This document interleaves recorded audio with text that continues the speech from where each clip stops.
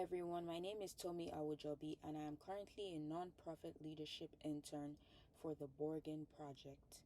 Today, I'll be presenting on the Borgen Project and how they fight extreme poverty. So what is the Borgen Project? The Borgen Project is a non-profit organization that fights global poverty. They advocate for poverty legislation laws by addressing global food security, food aid reform, maternal and child health, as well as access to clean water and sanitation. This organization is a global campaign working to make poverty a focus of United States and United Kingdom foreign policy. A little bit about the background. The Borgen Project was founded by Clint Borgen in 2003, as he was inspired as a young volunteer in refugee camps during the Kosovo War and genocide, where he recognized the need for an organization that would bring U.S. political attention to issues of severe poverty. After graduating from Washington State University and interning at the United Nations, he lived on a fish vessel docked in Dutch Harbor, Alaska, to create funding for the project. Currently, the Borgen Project is headquartered in Tacoma, Washington.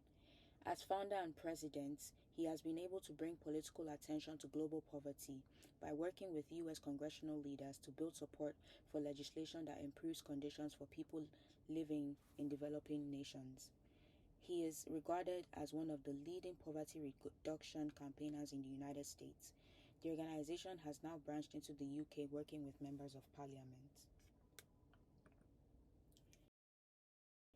736 million people live in extreme poverty. About half of the world's poor, which is around 368 million, live in these 5 countries: India, Nigeria, the Democratic Republic of Congo, Ethiopia, and Bangladesh.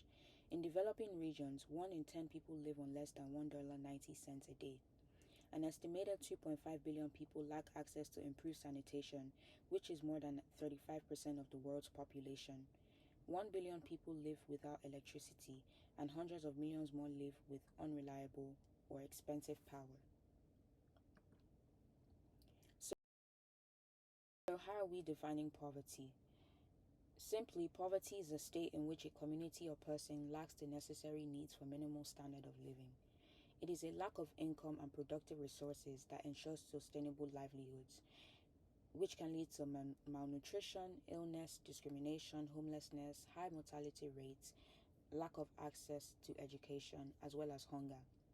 Absolute poverty, which is also defined as extreme poverty, is severe deprivation of basic human needs, including adequate food, clean water, safe housing, and access to healthcare.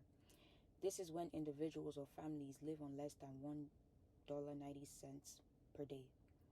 According to the United Nations, in 2023, almost 700 million people around the world were living on less than $2.15 a day. People living in extreme poverty fell by half over the last decade, but in 2020 increased due to the COVID-19 pandemic. It has been estimated that the global goal of ending extreme poverty by 2030 would not be achieved, as 600 million people are still living in extreme poverty. So how does poverty affect public health?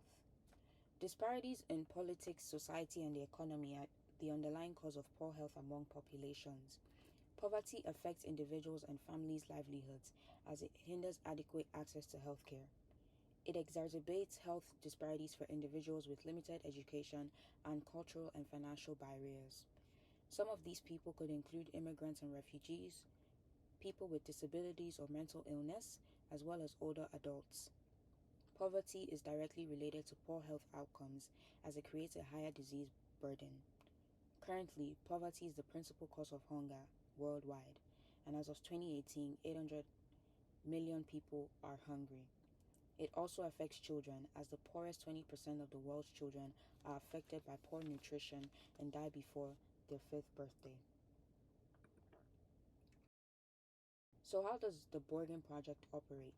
They do 4 things. They advocate, mobilize, educate, and disseminate the message. Through advocacy, they meet with U.S. congressional leaders and UK members of parliament to secure support for crucial poverty reducing legislation. They mobilize individuals across the globe to make poverty a political priority. They also teach basic advocacy skills that would allow citizens communicate effectively with their government.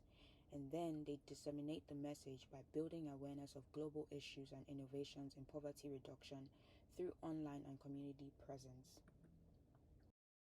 And given an insight on the Borgen Project's successes, currently, as of 2023, the Borgen Project has volunteers in 47 states and about 800 cities in the United States. They have held more than 300 meetings with congressional leaders and staff and sent out 70,000 emails to Congress. Notably, on May 8, 2014, the Electrify Africa Act passed in the U.S. House of Representatives by a vote of 297 to 117. The purpose of this legislation was to provide first-time electricity to 50 million people by 2020.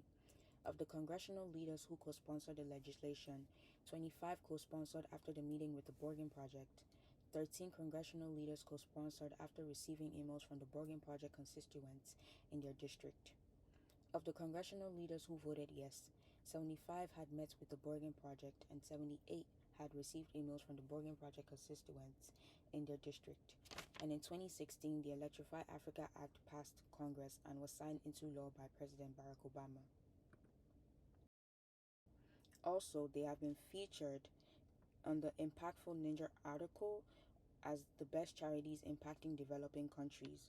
They're on this list based on their mission and achievements in fighting poverty and promoting economic development in developing countries.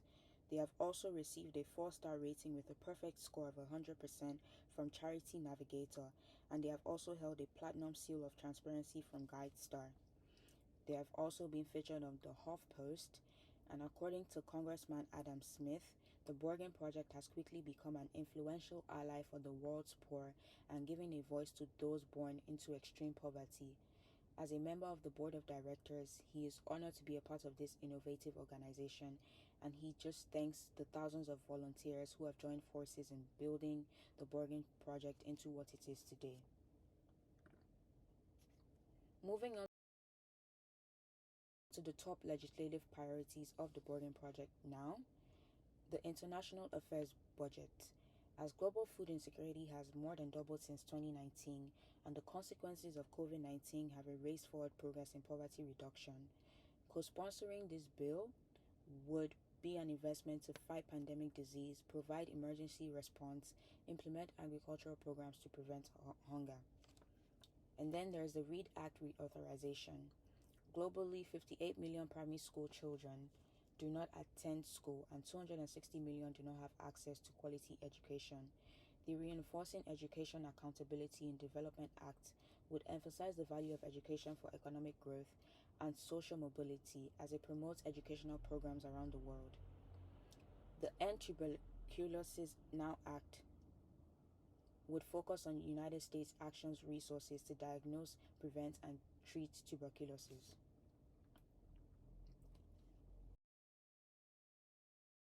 Also, the Mental Health in International Development and Humanitarian Settings Act would invest in mental health programs, including those focused on the well-being of children, as 1 billion people suffer from mental health conditions or substance abuse disorders worldwide.